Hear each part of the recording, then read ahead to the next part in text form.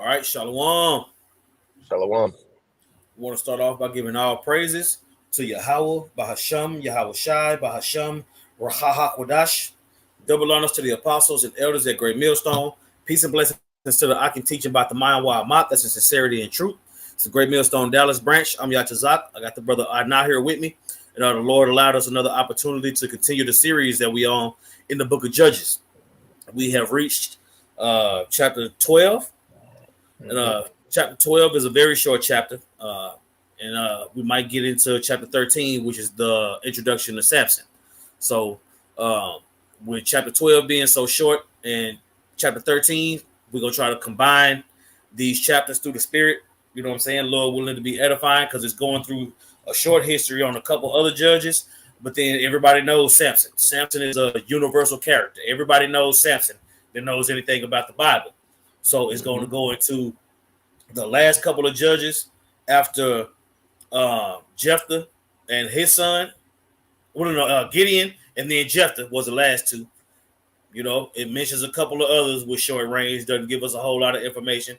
But then it's going to go into the 13th, the 12th chapter. Was it 12th chapter? Yeah, we're in chapter 12, and then chapter 13 is Samson. Right. So chapter 12 and chapter 13 is going to get briefly into a couple other judges, but then it's going to be the introduction to Samson. So Lord willing, we'll be able to make this thing edifying through the Spirit, and then just go from there. Gone. All right, so let's go to Judges chapter 12 and continue on in verse 1. All right, this is Judges 12 and 1. By the way, chapter 11, all right, Jephthah here was pretty much, his story was laid out, right? And then, the Lord allowed him to triumph, and pretty much win the war, you know what I'm saying? Because he had a war against the Ammonites, and basically he won that that war, and he subdued, all the heathen that was in that area, right? And then, we know that he made that vow to the Most High, of sacrificing whatever comes out of his door to meet him. And his daughter came out of the door to meet him, and he ended up having to, to sacrifice his own daughter. You know what I'm saying? So that was a custom in Israel to weep and mourn for that for Jephthah's daughter, 4 days a year, right? And so following those events, in verse 1 in chapter 12, it says, "And the men of Ephraim gathered themselves together and went northward and said unto Jephthah, Wherefore passest thou over to fight against the children of Ammon, and didst not call us to go with thee? We will burn thy house upon thee with fire." And basically, this is the same thing that Ephraim did, okay, with Gideon, okay, because basically they were upset that the Lord. Basically, I was upset the Lord. It wasn't really upset with Gideon, because Gideon was just following the Lord's commands. You know what I'm saying? Gideon had the 300 men, you know what I'm saying? And the Lord, allowed Israel to be delivered with that small number of men. And Ephraim was like, well, damn, hold on. Y'all were supposed to call us to the battle. You know what I'm saying? But the thing is, certain tribes at this time, certain tribes of Israel were like, oh, well, that doesn't pertain to me. That's another tribe. Whenever their brothers was in captivity or whenever they were getting oppressed, and other tribes, they kind of banded together, or maybe if they was oppressed together, they would work together. But Ephraim took the stance of, okay, if y'all didn't check in with us, and y'all went down to battle without us, then you basically trying to lead Israel, you trying to lead insurrection. You know what I'm saying? You trying to usurp authority, right? So they were like, shit, we're gonna kill you. That's basically what the Ephraimites were saying to Jephthah, right? And it says in verse 2, "And Jephthah said unto them, I and my people were at great strife with the children of Ammon," because remember, I'm gonna make reference to the map again. You can see Gilead, which is a range. I'm zoomed in here. It's like a range of land on the east side of the Jordan River, so it's in eastern Israel, that spans through the tribe of Manasseh, the tribe of Gad, and even the tribe of Reuben down here, right? But mostly Manasseh and Gad on the eastern side, because you had eastern side of Manasseh, and the west Manasseh was the western land allotments that on the west side of the Jordan River, right? So, and then you got Ephraim here in the green. You can see Ephraim was on the west side of the Jordan River, and they actually had a relatively large land allotment as well, where you can see here. So Ephraim was coming over, crossed over the Jordan River and went up, and it was asking Jephthah why they didn't, come and ask for Ephraim's help, right, when they fought against the Ammonites. And so this is what Jephthah said to that. It says, I and my people were at great strife with the children of Ammon, and I called you, and and when I called you, ye delivered me not out of their hands. Yeah, so he already had reached out to him, right? In verse 3, it says, and when I saw that ye delivered me not, I put my life in my hands and passed over against the children of Ammon, and the Lord, Yahweh Ba'Shem Yahushai, delivered them into my hand. Wherefore then are you come up unto me this day to fight against me? You see? So basically he was trying to figure out, like, why y'all trying to why y'all trying to make war against me? Like, I already reached out, y'all didn't want to help. That's what Jephthah was saying. So Jephthah had a spirit, he had a righteous spirit on him, man. You know what I'm saying? He had an upright spirit in him. You know what I mean? He had a just spirit in him. He would give people chances, and then if they didn't do what they're supposed to do, then he made decisions. He acted upon that. And scripture that comes to mind is in 1 Samuel chapter 19. Let me get it real quick. 1 Samuel 19. Okay, and says in verse 5. Let me see here. I'll start at verse 4. Okay. It says, and Jonathan spake good of David unto Saul his father, and said unto him, let not the king sin against his servant, against David, because he hath not sinned against thee, and because his works have been to thee were very good. For he did put his life in his hand, and slew the Philistine, and the Lord wrought great salvation for all Israel. Because this phrase, he put his life in his hand, stood out because it's the same saying that's used here in verse 3 in Judges 12:3, when Jephthah said that he put his life in his hand, meaning, well, I mean, it's pretty much self-explanatory. Like, he took matters into his own hands. Like, I guess you could say, yeah, that's another saying that you could say comes from the scriptures. I'm gonna take these matters into my own hands. That's pretty much the same thing as putting your life in your hands, but he's risking his life. You know what I'm saying? He's putting matters in his... Lean into your own understanding. Mm-hmm. Yeah, and trusting in the Lord with it. You know what I'm saying? Leaning with the understanding that the Lord gave him, because you could try to depend on another dude, even if he's an Israelite. He ain't gonna come through for you as much as you gonna come through for yourself. A man's gonna feed himself before he feeds his friend, or before he feeds his brother. You know what I'm saying? In the world, I'm talking about. So, he was like, shit, I can't, I had to make the decision on my own, because y'all weren't trying to help me. You know what I'm saying? So, this precept here, it kind of reminds me of that when David put matters in his own hands. You know what I'm saying? When it comes to being the vessel that Yahweh Ba'Shem Yahushai used to bring salvation, because nobody else was willing to step up to the plate to face Goliath one-on-one. King David said, he looked around, he like, shit, I'll do it. You know what I'm saying? Who is this uncircumcised Philistine? He ain't nobody. You know what I'm saying? The Lord gonna deliver me out of their hand, out of his Goliath's hand. So it's the same mindset that Jephthah had, right? And so Jephthah was like, why y'all trying to come up against me? The Lord did this. The Lord wrought salvation, right? In verse 4, it says, then Jephthah gathered together all the men of Gilead and fought with Ephraim. obviously because Ephraim they weren't trying to be they weren't trying to be subdued off of that. They pretty much weren't um they weren't happy with that response. They said, man, nah. And they wasn't having that. They pretty much, you know, want the smoke. You know, they want to smoke with Jephthah and with Gilead. So uh it says the men of Gilead smote Ephraim because they say, ye Gileadites are fugitives of Ephraim among the Ephraimites and among the Manassites. So they pretty much said, and Gilead, by the way, is not a tribe.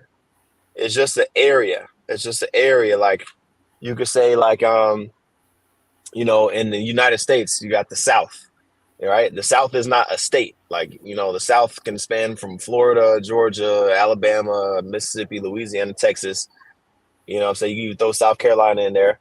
It's not an official boundary, but it's known as the South.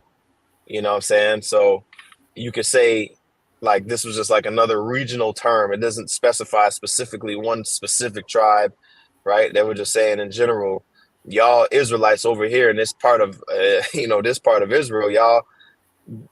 Ephraim was falsely accusing the Gileadites in this area, basically of being fugitives and doing their own thing. So they went to war. Ephraim and the Gileadites, right, which were Israelites that lived in the area known as Gilead. Which also shows you that for all these people to think, well, Israel should get along just because you Israelites. Like, no, it's in our history to be going back and forth with each other. You see, until the Lord come back, you know. But you go through all the history, you got Israelites today talking about, well, why we can't all just get along? Well, we all Israelites and talking all this stuff, but like it's in our history to go back and forth with each other. And when you go back to the curses, it says that we was gonna go back and forth with each other and be evil toward the brother and all these different things until Shiloh come. You see, until Yahushua crack them clouds, man, Israel gonna be going at it. It is what it is. You see, and it takes an understanding through the spirit to know that that's what it's gonna be. So we're not finna kumbaya with somebody that's talking some crazy shit, man. You either get in line with the scriptures or you can fuck off. Con. And it's always been like that. Yep, that's right. Yep, that's right. So, you know, you can see here Gilead was Gad, and then East Manasseh. And then I mean, you know, we don't got to go into too deep in the history of why there was land allotments on the eastern side of the Jordan River, but just to be quick with it, basically, this part of the land of Canaan, if you will, was taken away, or I should say was it was conquered first. You know what I'm saying? You know, these were the first land allotments, you know what I'm saying, that were actually conquered during the time of Joshua. You know what I'm saying? East Manasseh, Gad, Reuben, you know what I'm saying? These were all conquered first, and then we passed over the Jordan River and finished, you know, conquering the all the way to the west coast, to the Mediterranean Sea, if you will. But anyway, going back to the scripture, Judges 12:5, right? It says, and the Gileadites took the passages of Jordan, passages of Jordan before the Ephraimites. Okay, meaning, so basically they won, right? The Gileadites, they triumphed over the Ephraimites, right? And the passages of Jordan, meaning like different places where people will cross over the Jordan River. Certain places they wouldn't cross over, other places they would, maybe where it was more shallow or whatever the case was, where the shortest point between two cities or whatever. You know, different passages. It mentioned that even with the Moabites, you know, when the Moabites had lost the war to us. I'm trying to remember the name of that judge, but basically the Moabites had passages. So whoever was in rulership at that time, they would have control over the passages of this area of the Jordan River. Okay. Going back here, it says in the middle of verse 5, it says, and it was so that when those Ephraimites which were escaped said, let me go over, meaning the Ephraimites that maybe was on the east side wanted to go back over to the west side of the Jordan River, okay, and they would come across the Gileadites who was in control. It says, when those Ephraimites which were escaped said, "Let me go over," that the men of Gilead said unto him, "Art thou an Ephraimite?" And if he said, "Nay," then they would say unto him, "Say now, Shibboleth." And he said, "Sibboleth," for he could not frame to pronounce it right. So going into this, basically, it was a time period where, obviously Ephraim, they had lost that skirmish that they had against the Gileadites, and pretty much as a punishment, saying any strangler, Ephraimite that was trying to cross the Jordan River, when the Gileadites saw, that man, and they asked him, "Yo, hey, what tribe you from? Are you from Ephraim?" And if that dude lied and tried to lie and say, nah, I'm not from Ephraim, but he, what they would do, what the Gileadites would do was have him say a specific word in the Hebrew, okay, which is Shabbalath. Okay, that's the correct pronunciation. Strong's H7641, Shabbalath. Okay, basically going into a stream, a flowing stream, as you can see here, flowing stream, water, basically like a branch or a channel or a leg. Okay, that's like the derivative, flowing stream. You can see the root word here, shabal, which says leg, flowing skirt, train. But anyway, and you could take this scenario and fast forward to today. Shibboleth versus Sibboleth. The way you say it is going to determine who you are. Yeah. So when we ask you what's the name of the Lord, if you say Most High Christ blessed, we ain't fucking with you. If you say it's Ahaya by Hashem Yeshaya, we ain't fucking with you. Okay? If it's Yahweh, Yeshua, we not fucking with you. You see? And that's only the beginning of trying the spirit by the spirit. Because it's also said that some people that's going to say Yahweh by Hashem Yahweh Shai, that ain't going to be shit either. Man. So what you get from this spiritually is when it comes to a certain point in time, you're going to have to be on point. And matter of fact, try the spirit real quick. Oh yeah, Con. Trying the spirit. This is a form of trying the spirit. And if you're not on point, you're gonna have to deal with the circumstances. You're gonna have to deal with the consequences. Go ahead. Yep. This is 1 John 4:1. It says, "Beloved, believe not every spirit." You see that? Believe not every spirit. So based on this scenario we're dealing with in this chapter, Shibboleth or Sibboleth. If you don't say it right, antennas go up. Man. Go ahead. Con. It says, "Beloved, believe not every spirit, but try the spirits whether they are of the Most High, because that's what I'm saying. So when you come with that Most High Christ blessed, we already know. Oh hell no! Oh hell no! These dudes been warned numerous times. Yeah. Ahaya by Hashem Yeshaya. Oh no! Yeah. And then even the ones that say Yahweh by Hashem Yahweh Shai. Okay, that might get you to a certain point, but the scopeo is on your ass, Jack. Man. Go ahead. Con. Yep. It says, because many false prophets are gone out into the world. So that lets you know. You know what I'm saying? The reason why we get on, because we use the terms Most High. We don't say Christ, because it's really it's so cringe, because we know the history that Esau used, the history of how Esau used, Jesus Christ as basically a god to pedestalize himself, you know what I'm saying, and push that plantation Christianity and iconoclasm doctrine, you know what I'm saying, that our people still are drunken off of. So, the Most High and Christ blessed, group IUIC, that's their salute. They don't even teach you how about Hashem Yahweh Shai. They don't teach you the real name. They say we're not gonna get the real Hebrew to the kingdom. They say a whole bunch of stuff. Now look at ISUPK. Look at ISUPK and Sakari. They use the names Yahweh by Hashem Yahweh Shai. but their doctrine is off. So you might get to a certain extent with using the name, but then you still gonna be examining off the doctrine. Yeah. You see, so that's how you're able to correlate what we're reading as far as the Judges up to today. Correct. Go ahead. Yep. You want me to keep going on that, or I can read the next 2 verses. Okay. First John chapter 4, verse 2. Hereby know ye the spirit of Yahweh Bashem Yahushai. Now look up that word know. Okay. All right. This is the word. Yep. That's the word know. Strong's G 1097. Gnostico. Excuse me. Genosco. Something like that. Genosco. I think it's Genosco.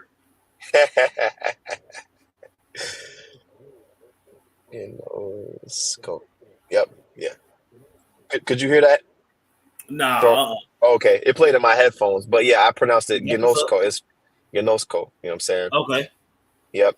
All right. So it says to know, perceive, understand, to learn, to know, to come to know. That's what I'm saying. Knowledge. To understand, to perceive, have a knowledge of. If you don't have a name, if you don't have the name, Yahweh Bashem Yahushua, and an understanding of what comes with it, we not fucking with you. Mm-hmm. You hating on your brother. Fuck that nigga. It is what it is. We coming to a time where shalom ain't just gonna get you through the door. Same thing was going on back then. That's why I want to flush that out with the whole Sibboleth versus Shibboleth. We can go back now. Yep. It says to find a sign in a thing by which to know, to recognize or something. That's what I'm saying.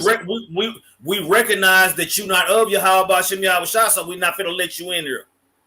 Yep. You ain't got the password, you can't get in. That's what I'm saying. Simple as that. All right. Okay, so you want me to go back to this here in Judges? Yeah, we can go back to Judges now. I just want to flush that point out because this is what they was doing. Yep. So I'll read this again. This is Judges 12:6. It says, then said they unto him, say now Shibboleth, and he said Sibboleth, for he cannot frame to pronounce it right. It kind of reminds me of people that have a lisp. You know what I'm saying? Like, you know, certain people that have a lisp, like they can't really say the S properly. They might say it like, you know what I'm saying, differently. So that kind of reminds me of that. But it's like backward, like a reverse. And that's the thing. And that's the thing. You can have a lisp and still be sincere. So you know what I'm saying? It's all about learning to be judges, and it's way more to it. You know what I'm saying?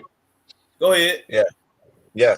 It could have just been how that specific tribe pronounced that word. You know what I'm saying? Because when you go into the word Sibboleth, you know what I'm saying? It's the same. It means the same thing, but it's just a different word. You know what I'm saying? Sabalath. You know, they said Sabalath instead of Shabalath, but it pretty much means the same thing. You know, when you go into the root word. But anyway, continuing on in the middle of verse 6, it says, for he could not frame to pronounce it right. Then they took him and slew him at the passages of Jordan. And there fell at that time of the Ephraimites 42,000. That's what I'm saying. So look at all that death and destruction based off that pronunciation of that word. That's how serious that's how serious it was. That's how serious the times were back then. You see, and that's the seriousness of those times are gonna manifest themselves today. You know what I'm saying? So Sibboleth versus Shibboleth is gonna be, hey, what's the name of the Lord? You know what I'm saying? If you do happen to know the name of the Lord, we still gonna be examining you because the Spirit of the Lord is gonna weed you out. Either way, you got it. Yep. All right. It says, verse 7. It says, and Jephthah judged Israel 6 years. Then died Jephthah the Gileadite and was buried in one of the cities of Gilead. Right? It says, verse 8, and after him, Ibzan of Bethlehem judged Israel. Okay, and he had 30 sons and 30 daughters, whom he sent abroad, and took in 30 daughters from abroad for his sons. And he judged Israel 7 years. You know, so the for his sons, he got different he got different wives for him from different places, you know. It says in verse 10, then died Ibzan and was buried at Bethlehem. So it doesn't really talk too much about it, you know what I'm saying? But how it talks about how he judged Israel for 7 years after Jephthah. And if you have 30 sons, by which the way, also lets you know. Go ahead. My bad. If somebody has that many children, 60 children, you have to have a lot of substance. That's what all the point I was gonna make. Yep. And it also lets you know that the scriptures are abridged.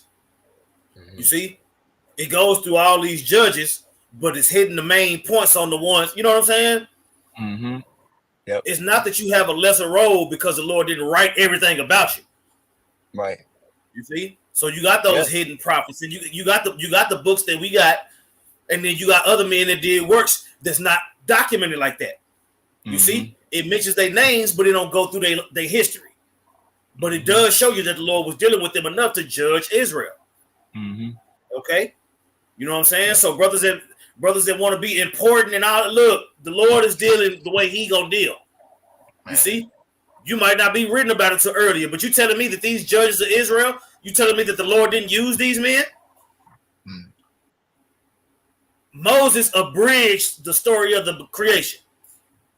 Judges is abridging all the different judges that lived during this time frame. But the Lord was dealing with all of them in His own way. Go ahead. Yep, same thing in these times. You know what I'm saying? Certain, it may be certain 6-month time period span where it's like kind of, I mean, there's always stuff going on, but certain times where it's like not as much going on versus, 2020 was a very eventful year. A lot of prophecy going on, but it's like these times everything's speeding up. You know what I'm saying? Really, there's always something to talk about. You know what I'm saying? But I know listening to like Elder Ariala when he does his the algorithm videos, you know what I mean? And he looks back on the years when he was doing them and how things progress over time. Certain time periods are more eventful than others. So it says verse 11, and after him Elon, a Zebulonite, judged Israel, and he judged Israel 10 years. And Elon the Zebulonite died and was buried in Aijalon in the country of Zebulun. Also, it tell you that the Lord picked them to be a judge. It tell you that they died. That's it. You see? Now it's going through this list. How many judges is that? We in chapter 12. We up to about 12 judges by now? Yeah, because Jephthah was the 9th judge, so that's 10, 11, and then this will be the 12th one right here. Okay. And it's been different tribes. Yep. Go ahead. Verse 13, and after him, Abdon, the son of Hillel, a Parathonite, judged Israel. He had 40 sons and 30 nephews that rode on 70 ass colts, and he judged Israel 8 years. Judge after judge after judge. So it's keeping up with the theme, but it's abridged. You see? So you telling me that in 8 years of judgment for this guy, however many years to judge before him? Yep. I'm pretty sure you can come up with some story or some info and some footage. Oh, right? Yeah. Oh yeah, and these men are back too. You know what I'm saying? Like, these men that got mentioned one time, 2 verses in the whole scripture. You know what I'm saying? That's like, just like Elder Yahshua would say, don't nobody want to be Elon the Zebulonite. Man, that is just you to the words of my mouth. No, nobody Yeah. never want to be him. It's Yep. always King David. Go ahead. Man, bro. I was just thinking about that. You know, nobody want to be Iddo the prophet. Nobody want to be Nathan. I mean, like, damn. But anyway, it says, Nobody want to be Ibzan. He didn't rule long enough. Whatever, man. man. Who? Who's that? You You got it. know? Khan. All right. It says, verse 15, and Abdon, the son of Hiliel, the Parathonite, died and was buried in Pirathon in the land of Ephraim in the mount of the Amalekites. So those are three judges right there, which was 8 years, 10, and 7. So that's what, 25-year period, you know what I'm saying, that Three happened, judges. you know, yep, after 25 years after Jephthah died, you know what I'm saying, basically you have the introduction of chapter 13 Now when it's the same theme. It's the same thing. Let me say this. It's the same theme. You see? Now, we got an option. We can go ahead and cut it now. Go to the comment board, see if it's some precepts, and then jump into chapter 13 next time, Lord willing. You know what I'm saying? Because this the takeaway from this chapter, is that the theme continued. Even though these judges, it doesn't go in depth on them, they still listed. Matter of fact, go to them hidden prophets. okay, It's a wait, scripture. are you talking, Obadiah hid like 100 prophets. You know what I'm saying? oh, okay, I know Which you're which talking about, goes which goes into Yahweh Shai having 84 disciples versus 12. You know what I'm saying? It's a lot of men that did the work. You yeah, see, but that's a they good not point. mentioned like that. You see, so at least the Lord mentioned these judges' names. It just doesn't go in depth on their history. You see, so what I take away from that through the Spirit is like, look, bro, just do the work to the best of your ability. The Lord will take care of everything else. Because when you get to Second Ezra chapter 2, where it talk about those that stood so stiffly, these men are on that roster. You know Mm-hmm. what I mean? So it's a Yep. faith booster to where even though you're doing the work and you don't feel like you're getting no credit, you understand that your body, you don't own your body no more. You are covered by the blood, whether your name is mentioned or not, but you're doing the work. You see, so now this is turning into more of a faith building lesson for brothers that might be struggling in the world. Well, I only get 2 views, or ain't nobody watching my video. You see what I'm saying? Yep. Go Yep. ahead. Yep. This is First Kings chapter 18 and verse 3. All right. It says, and Ahab called Obadiah, which Ahab was the king of Judea of that at that time. It says Ahab called Obadiah, which was the governor of his house. Now Obadiah feared Yahweh Bashem Yahushai greatly, for it was so when Jezebel cut off the prophets of the Lord that Obadiah took 100 prophets and hid them by 50 in a cave and fed them with bread and water. Mm-hmm. You see, that's what he was talking about, right? The scripture Yep, you're that's talking what about. I'm talking about, and Yep. that just goes to show you. If you was rolling with Obadiah, you know what I'm saying, and he was dealing with you like that, that means you was one of those prophets that was doing the work. He hid them to protect them so they can do the work. Mm-hmm. You see, so Yep. brothers with that's struggling with that notoriety syndrome. Like, Mm-hmm. bro, just do your job. The Lord will take care of the rest, man. Yeah, You see, because Salakia, even you good? when you go to like the end of First Kings when Elijah, you know, he knew that he was getting called up. Or no, actually, I think that's the beginning of Second Kings. Ain't that Second Kings chapter 2? Let me see something. Second Kings. Basically, he was going through the Elijah was going through, yeah, the land. Is it it might be chapter 3, maybe when he gets caught up. Here we go. What just happened? Second Kings chapter 2 and 1. Okay, yeah. Second Kings chapter 2. That's what it was. Second Kings chapter 2 when he got caught up. And basically, here we go. Verse 3. Second Kings chapter 2. And and verse 2, it says, and Elijah said unto Elisha, tarry here, I pray thee, for the Lord hath sent me to Bethel. And Elisha said unto him, as the Lord liveth, and as thy soul liveth, I will not leave thee. So they went down to Bethel, right? And it says, and the sons of the prophets that were at Bethel came forth to Elijah and said unto him, to Elisha, and said unto him, knowest thou that the Lord will take away thy master from thy head today? And he said, yea, I know it. Hold ye your peace. So there was, it says the sons of the prophets, there was, a group of individuals, at Bethel that was there, that was on the scene. Even another example, when Saul was we went down when he got anointed, pretty much the king and everything, and then he the spirit of the Lord jumped on him, and he went and prophesied with the prophets. You know what I mean? But those men weren't, their specific names wasn't mentioned, because like you got to think about how big Israel was. It wasn't just 4 or 5 prophets on the scene at a time. Like it was prophets, like how we got camps.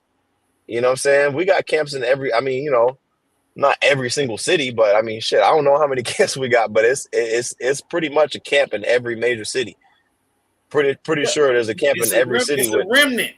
You know what I'm Yeah. saying? And for those cities that don't have a prophet there, you got the unicorn, you got the internet. Mm-hmm. You see, we always used to talk about, well, we still do talk about. It's some brothers out there that's doing the work that don't have no camera. Man. You know what I'm saying? Yeah. God. Man. Damn.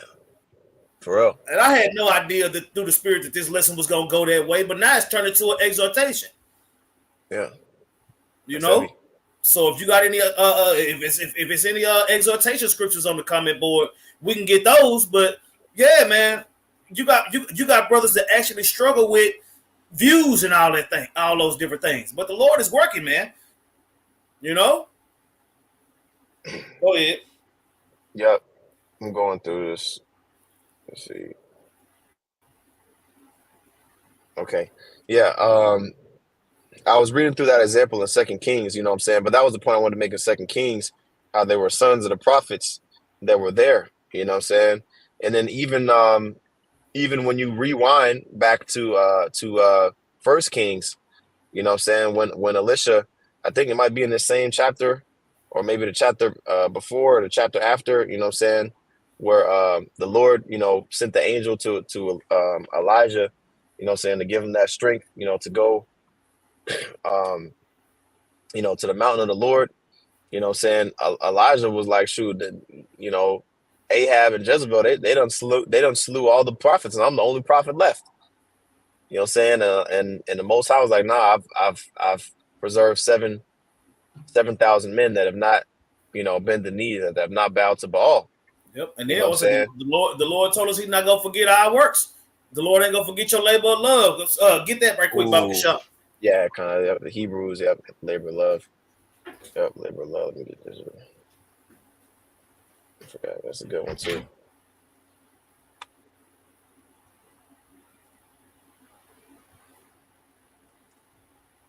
All right. Yep, Hebrews 6:10. It says, for Yahweh Bashem Yahushai is not unrighteous to forget your work and labor of love, which ye have showed toward his name, and that ye have ministered to the saints and do minister. So the Most High is not going to forget, man. You know what I'm saying? He's not going to forget all the lessons that you've done. Like if your page, got deleted and now you got to start from zero, what's the name, man? You know how many times the apostles and elders got pages deleted? You know how many camps there was before YouTube? You know what I'm saying? That the Lord, I mean, shoot, the elder Yaquab, high priest Yaquab, high priest Ariah, elder Yaquab, you know what I'm saying? King Mashal, they didn't have YouTube channels. Now, of course, they had certain videos that they recorded, but a lot of the classes and stuff, They didn't record. They wasn't able to record everything. You know what I'm saying? But that was still work that was been done. You Right. know, another precept come to mind. Um, Revelation 14, and They works do follow them. Yep. that's it. 13. That's it. Yep. Revelation 14 and 13.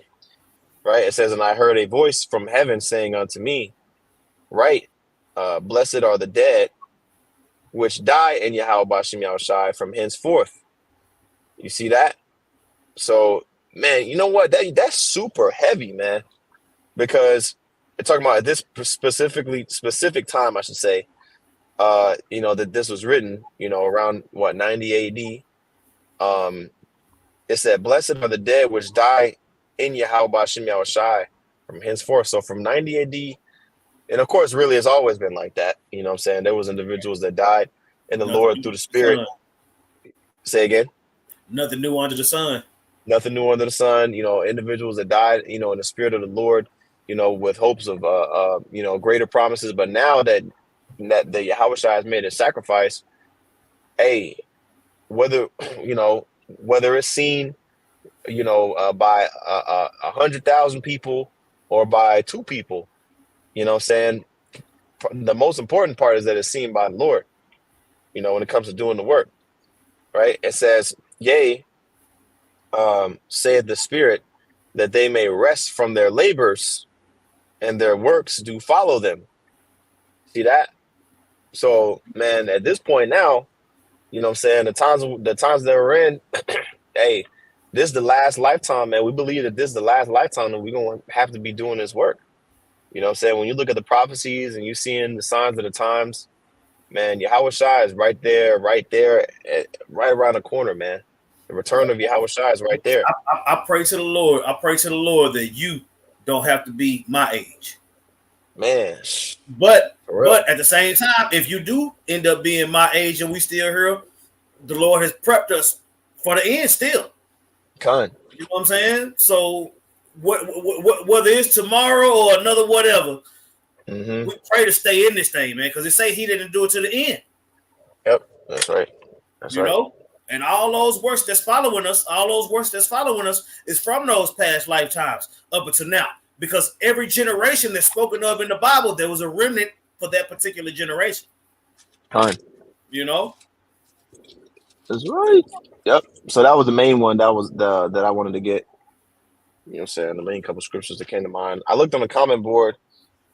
See, brother posted some. You know what I'm saying? But these are kind of that's all good. That's a pretty good place to cut it off. You know what I'm saying? We don't got to beat a dead horse. You know what I'm saying? But yeah, we still in the book of Judges. The judges are still is a high turnover rate with the judges. You see? Yep. But all those men that did those works, they stood stiffly in that particular time. So the Lord was dealing with them at that time. You see? Yep. And just because your name ain't mentioned don't mean that your works are not accounted for. Okay? You can close us out. Con, yep. So Lord willing, Abaratazah, that was an edifying lesson. With that, we want to give all praises, honor, and glory unto Yahweh, Bahashem, Yahweh Shai, Bahashem Rachakwadash. Double honors to the apostle, and that was a great millstone. And peace and salutations to the elect. Shalom. Shalom.